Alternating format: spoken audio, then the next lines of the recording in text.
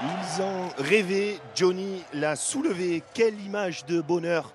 Johnny Wilkinson qui brandit la Coupe d'Europe pour la deuxième année consécutive et fait entrer définitivement le Rugby Club toulonnais dans la légende de ce sport.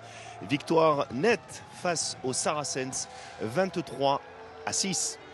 Madame, monsieur, bonjour, nous sommes en direct du port de Toulon. Événement oblige, émission spéciale avec un plateau prestigieux. Jean-Claude Ballator, ancien entraîneur et président du RCT, mais aussi le dernier entraîneur du club varois champion de France. C'était en 1992. À ma droite, Alain Carbonel, champion de France avec le RCT comme joueur et 92 comme entraîneur adjoint. Lui aussi a soulevé le bouclier de Brennus, autre légende du club, Jérôme Gallion, demi-mêlée du 15 de France et champion de France avec le RCT en 1987. Enfin, un supporter emblématique du club, Jacques Pépineau, des accros du RCT. Vous pouvez lire ses éditos dans Var Matin. Il n'était pas à Cardiff hier parce qu'il a peur de l'avion. Avant de se régaler en regardant le résumé du match, un petit mot tous les quatre sur votre état d'esprit ce matin. Jacques, d'abord, pas trop déçu de ne pas être allé à Cardiff? Si, moi j'ai essayé d'y aller en bateau et ils n'ont pas voulu me laisser passer dans le tunnel. Alors j'ai pas pu le faire. Maintenant, je sens que j'ai un peu le bâti, parce que Le j'ai une galerie à côté de moi. De prestige. Oh là là. Justement, Jean-Claude Ballator. Que dire Jean-Claude Ballator, vous réalisez la portée de l'exploit? Oui, bien sûr, parce que depuis que nous l'attendons, c'est enfin concrétisé. Nous avons fait ce que les autres clubs n'ont pas fait. Le seul club français enchaîné 2 fois champion d'Europe, c'est exceptionnel. J'espère que c'est l'avant-dernière marche d'un succès et d'une année historique. On espère le doubler. Jérôme, votre sentiment ce matin ici à Toulon, chez vous? Le bonheur de voir le groupe aussi fort, aussi efficace, être 2 fois champion d'Europe de coup sur coup, c'est pas donné à grand monde. Et en plus jouer sur les 2 tableaux, c'est-à-dire que la semaine prochaine, il y a quand même aussi la finale du championnat de France. On va en parler longuement de Castres. Dans un premier temps, on va vraiment revenir sur le match d'hier. Alain, vous l'avez vu où ce match? On se regroupe en tant que passionnés. On était des anciens joueurs de rugby. Nous étions aussi avec des joueurs de foot. On était un peu mélangés sur une manifestation sur Fréjus. Donc c'était très sympa. Et on l'a vécu avec d'autant plus d'émotion que tous ces gens-là sont des grands passionnés de ce jeu, quoi. En quelques mots, qu'est-ce qui vous a marqué dans cette rencontre? Non, moi ce qui me marque, c'est l'évolution de cette équipe. Je crois qu'on n'a jamais vu un collectif aussi fort, avec autant de bons joueurs sur un terrain et encore plus en club. Donc quand on regarde cette équipe, on est chaque fois émerveillé parce que c'est que des grands joueurs. Et aujourd'hui, c'est une sorte de dream team, quoi. Oui, j'aime pas trop ce mot-là. Je crois qu'on a d'autant plus à voir ces grands joueurs évoluer. Et en plus, chaque fois qu'on baisse les yeux, on voit le muguet sur la poitrine. Et donc, c'est vrai que ça nous impressionne beaucoup et c'est très sympa, quoi. Alors, comme promis, les meilleurs moments de cette victoire, que dis-je, de cette rouste, de ce triomphe, parce que Toulon, le reportage de nos 3 envoyés spéciaux, Jacques Bertolotti, Valérie Bourg, Nicolas Harlet. Y a-t-il un autre Anglais capable de rendre heureuse la France tout entière? Celle du rugby qui poussait derrière le RCT, double champion d'Europe. Johnny Wilkinson ne s'en ira pas les mains vides dans sa retraite. Il a amplement mérité cette H-Cup dans un match crispé par l'enjeu durant une vingtaine de minutes où les expérimentés toulonnais déjouent en avant, mauvaise passe, mêlée écroulée, faute d'anti-jeu, ce qui va coûter un carton jaune à Fernandez Lobé. Toulon n'y est pas. Mais les Saracens et Owen Farrell vendangent aussi 2 pénalités et un drop jusqu'à la fameuse action de la 29e minute où Matt Guiteau et son compère Mitchell se jouent de la réputée défense des Saracens. Le score passe de 3-0 à 7-3. Toulon est sur orbite.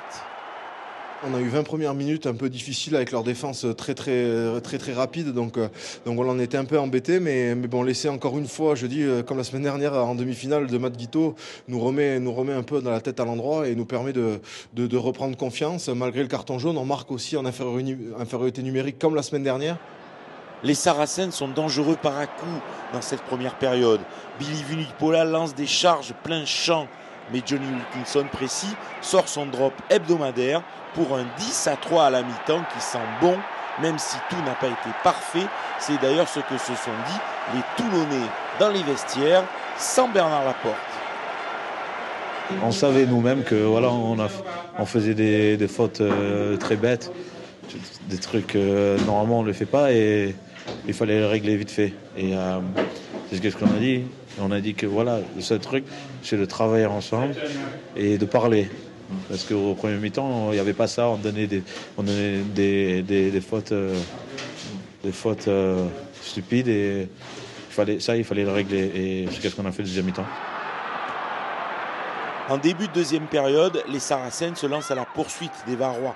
Mais la défense de fer des Toulonnais ne va concéder qu'une pénalité de Farrell à la 45e minute pour un score de 10-6.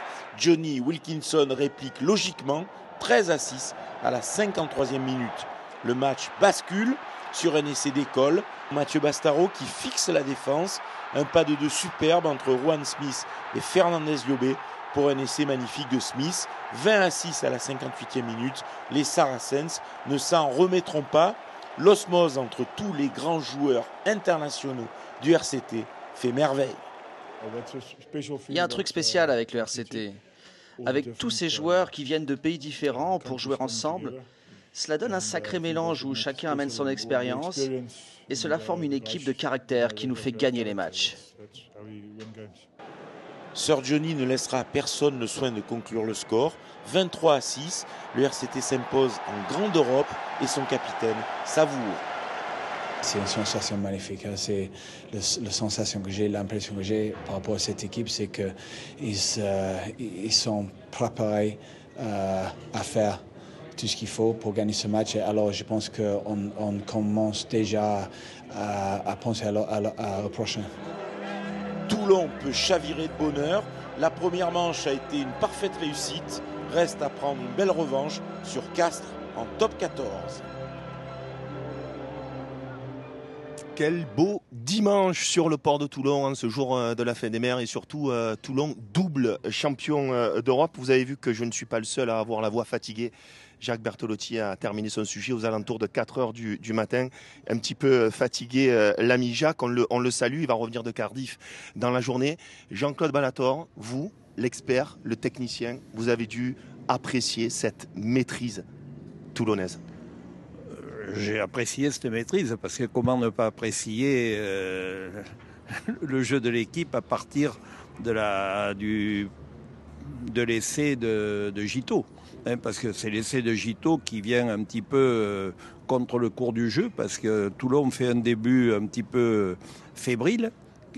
Puis après, alors, quelle maîtrise, quelle mainmise.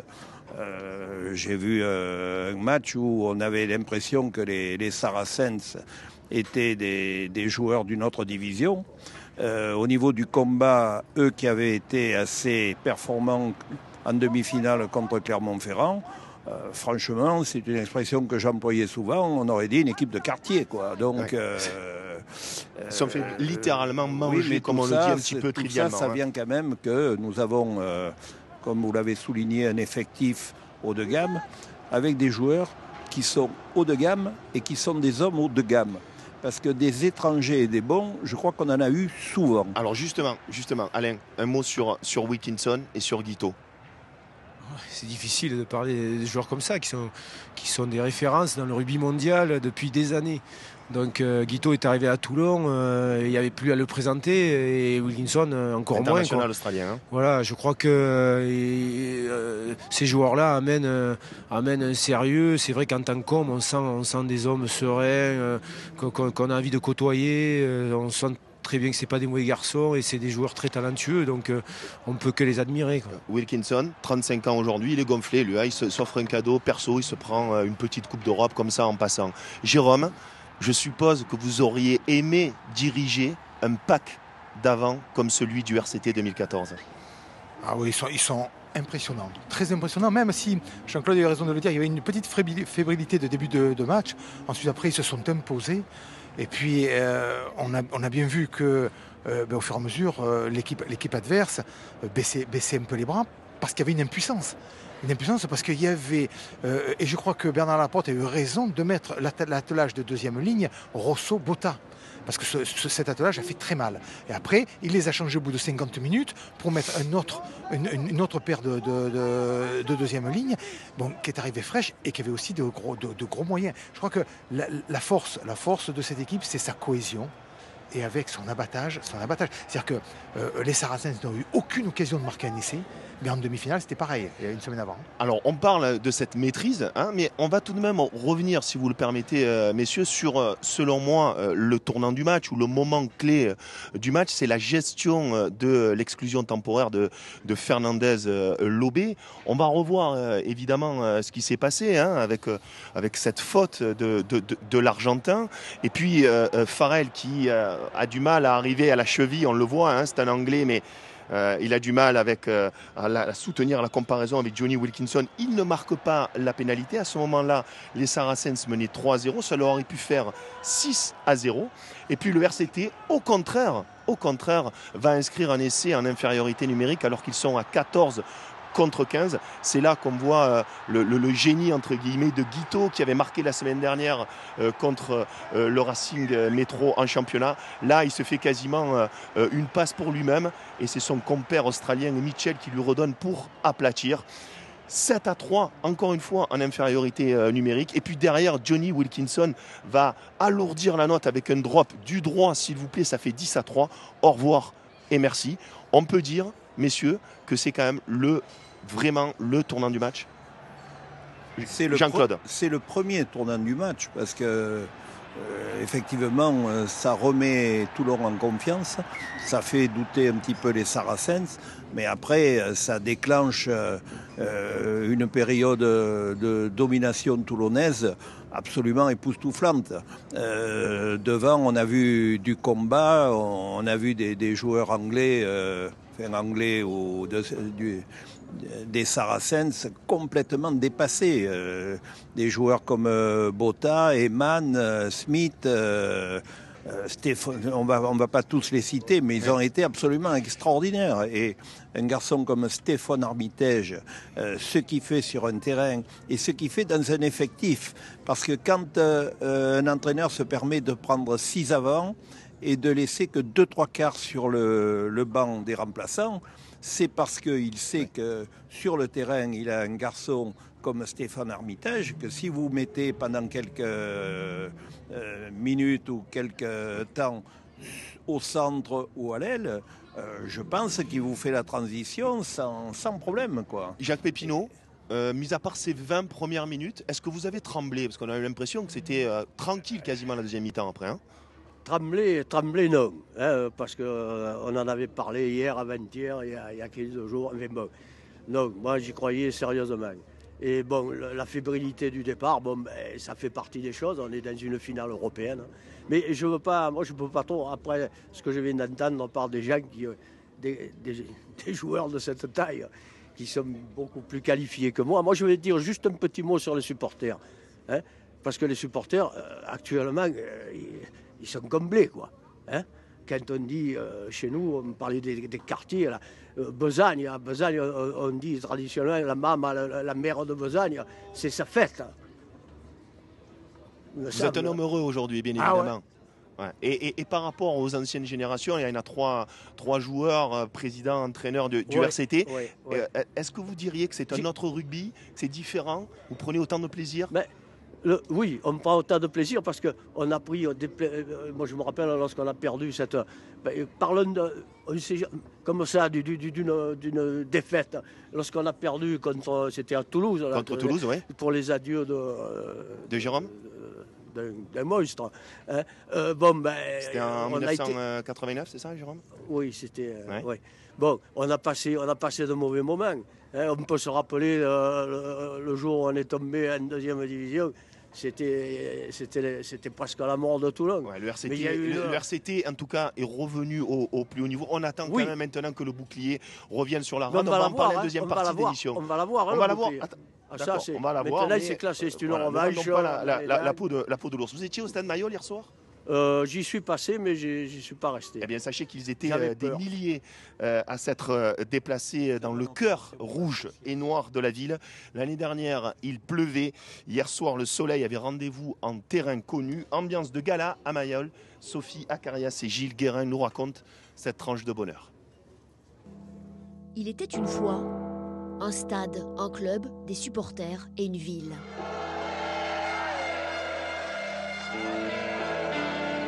Une histoire à l'ambiance extraordinaire pour un duel face aux Londoniens du Saracens. On est au top du top et on va les scalper. Les premières lignes s'écrivent pourtant dans la douleur. C'est pas évident, les Anglais sont bien en place, bon, le temps qu'on mette notre jeu aussi en place, mais c'est tendu pour l'instant, oui. On répond présent au niveau physique, au niveau de l'impact, on va dire, défensivement parlant, mais ça reste entre guillemets brouillon, on va dire. Au niveau de la défense, on est assez bon et je pense qu'on arrivera jusqu'à chez eux. On a failli mettre un essai tout à l'heure et je pense que ça va se reproduire. Effectivement, en tournant la page, à la 29e minute, la machine toulonnaise se met en marche pour ne plus s'arrêter. 7-3 pour l'instant, en faveur de Toulon. On a marqué un essai. Il était comment? Bon. Ah, magnifique, magnifique. On va gagner, c'est trop bien. 26. 26, hein. Ouais, ça va le faire.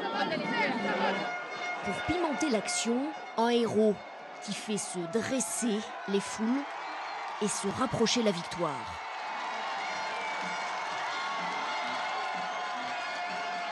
Pour la deuxième fois, on va encore la gagner, c'est sûr. Je ne pensais pas qu'ils allaient arriver jusqu'à là, enfin, c'est énorme quoi. C'est Mayol, c'est notre cœur, c'est ici, c'est Toulon. Le cœur des supporters bat à tout rompre, les jeux sont faits.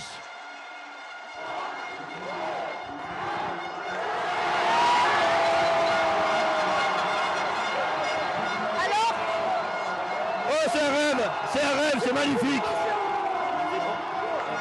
On est dans l'histoire du rugby. Toulon est dans l'histoire du rugby. C'est magnifique, vraiment magnifique. Très bien. Allez champion.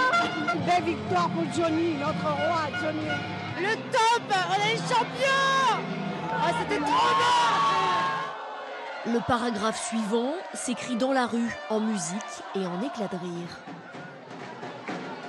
Jacques Hameau, je dirais heureux et comblé. Et merci à tous et la semaine prochaine on remet ça.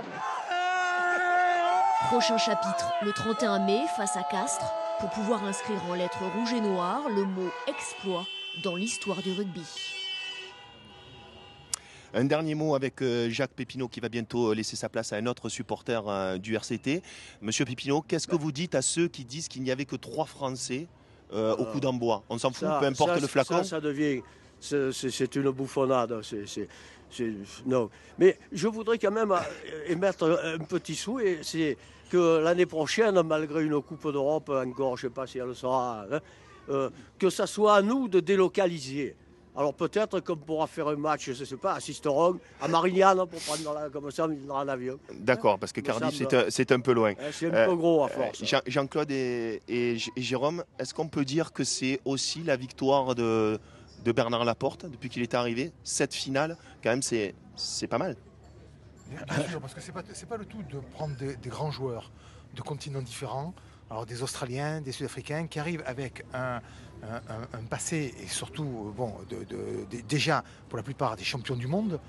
Après, il faut arriver à en faire un amalgame et que chaque joueur donne le meilleur de lui-même. Et là, on voit que depuis, même si le début de saison a été un petit peu difficile, ce qui est normal compte tenu des efforts qui avaient été faits durant la saison précédente, ils ont eu du mal à mettre leur jeu en place. Et puis ils sont attendus. Et là, on voit qu'ils sont montés en puissance, que malgré les blessures, l'équipe a bien réagi, qu'on termine premier de poule et que elle me semble encore fraîche. Oui, bien sûr. Alain, vous qui avez été joueur et entraîneur adjoint avec Monsieur Balator qui est à côté, qu'est-ce que vous diriez de Bernard Laporte? Certains étaient sceptiques. à son arrivée? Enfin, moi, ce que je pense, c'est que bon, si notre génération avait pensé qu'un jour Bernard Laporte entraîne Toulon et soit champion avec Toulon, c'est vrai qu'on aurait trouvé ça incroyable. Champion d'Europe pour l'instant. Oui, champion d'Europe. Et c'est vrai que moi, ce que je voudrais surtout souligner, ce que nous on apprenait, ou ce qu'on avait l'impression d'apprendre dans ce club, c'est qu'il y a une histoire, effectivement, on en parlait avant. Et ce qui est extraordinaire, c'est qu'aujourd'hui, des gars comme Bernard Laporte qui arrivent d'autres cieux, d'autres histoires de clubs, on dirait qu'ils sont toulonnais, quoi. Et cette équipe, elle a l'âme des guerriers qu'on a toujours eu dans ce club, de cette mentalité où on lâche rien, où on est capable effectivement peut-être d'être mauvais, mais toujours le virus a été transmis en quelque sorte. C'est peut-être ce qui accroche le plus et qu'aujourd'hui, effectivement, on ne voit plus d'étrangers, on voit que des grands joueurs à Toulon et ça nous remplit de joie. L'ADN RCT. Eh bien, Bernie le Dingue, c'est son surnom, s'est confié à notre équipe sur place. Il savoure bien évidemment ce bonheur sans excès. Évidemment, on va y revenir. Il y a une autre finale qui se prépare. Bernard Laporte en version sud-ouest. Très content, très fier de mon équipe, de l'engagement, de la volonté, de la détermination. Et puis effectivement, du sang-froid aussi, notamment dans les moments de domination adverse où on ne s'est pas affolé, on ne s'est pas mis à la faute. Donc c'est vrai que, en plus, on a répondu physiquement à l'engagement qu'ils ont mis parce que c'est vrai que c'était intense. On le savait, c'est une équipe qui est très très mobile, qui a de la puissance avec 4 ou 5 joueurs qui sont des véritables perforateurs. Mais bon, notre défense n'a jamais lâché, on n'a pas encaissé d'essai, donc c'est très bien. Et encore une fois, bravo à eux. Ce sont les joueurs qui sont sur le terrain qui font les exploits, donc il faut les féliciter. C'est vrai que ça aide de savoir que Johnny va arrêter, ça donne encore plus de motivation. C'est évident à tout le monde, hein. Mais voilà, donc encore une fois, savourons ce soir et remettons-nous au boulot dès demain après-midi. À noter que l'équipe restera sur place à Cardiff jusqu'à mardi avant de rallier Paris où ils disputeront, on le sait, la finale du top 14 samedi contre Castres. Justement, il y a un match à préparer. Alors, pas de méga fiesta hier soir, si ce n'est une petite bière. L'après-match au Pays de Galles, que s'est-il passé? La réponse à travers ces images exclusives.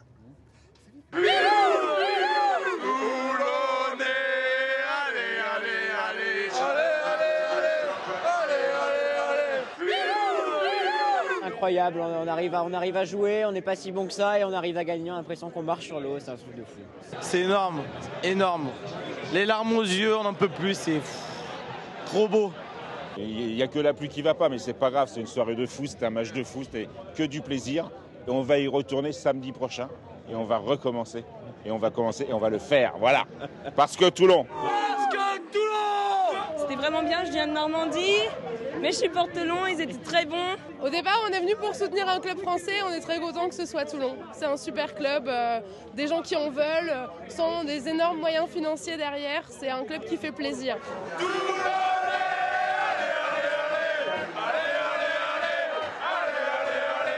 Ils le méritent de toute façon, surtout ils ont donné tout le match avec leur technique du double plaquage. Ils cassaient la continuité du jeu des Saracens. Franchement, je les admire. Et on a eu un peu peur en première mi-temps, mais bon, c'est normal, il y a eu quelques fautes de main, il y a eu un carton jaune. Mais après, sur la physionomie du match, on n'a rien à craindre. Et je plains les castrés, hein, franchement, je leur souhaite bien du courage.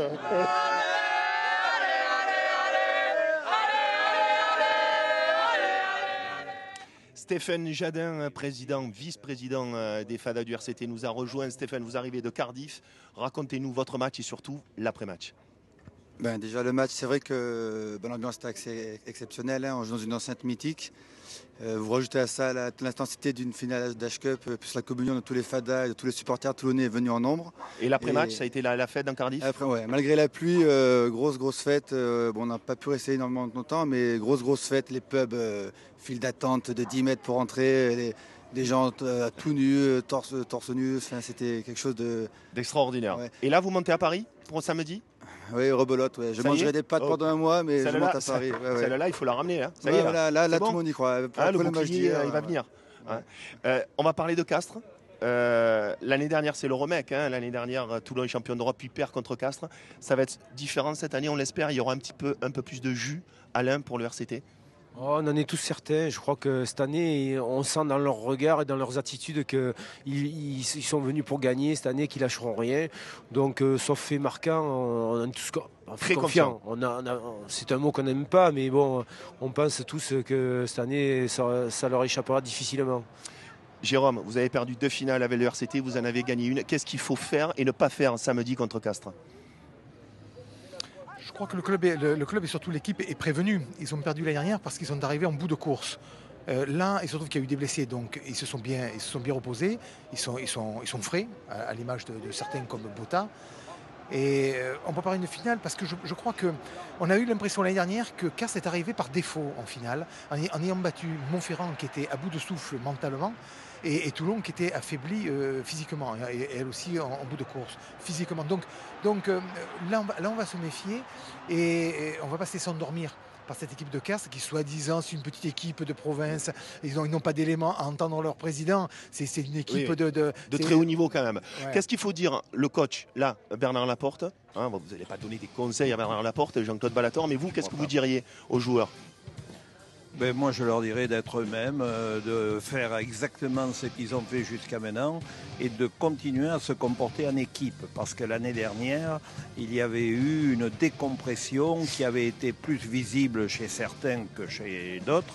Et là, pour battre Castres, qui est une très très bonne équipe, il faudra que tous les Toulonnais, surtout devant, soient à leur maximum. On a bien compris, c'est devant. Un dernier mot, le RCT va être champion de France? Ah oui, 100% sûr. Là, on n'est pas vraiment confiant à Paris. Confiant. Merci. À tout dans un instant. Laure Bollemont pour le JT de la mi-journée. Merci à tous.